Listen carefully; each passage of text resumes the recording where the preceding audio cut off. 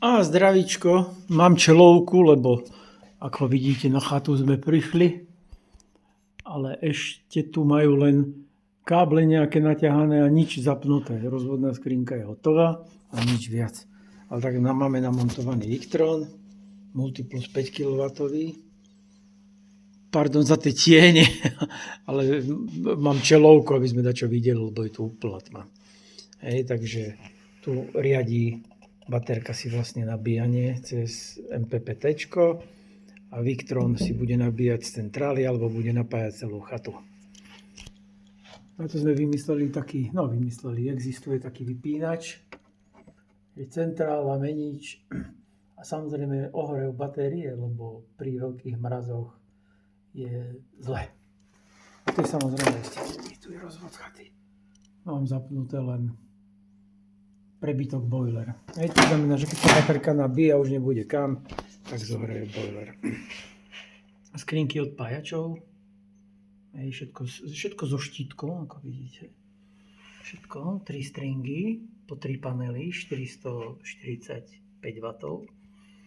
Odpájač a hlavne hus, uzemnenie hlavné.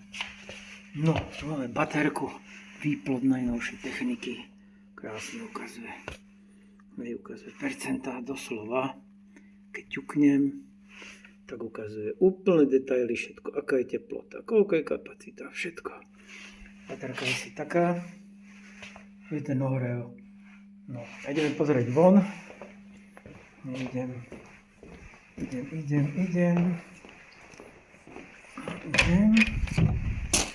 Prišiel von. No. Panely.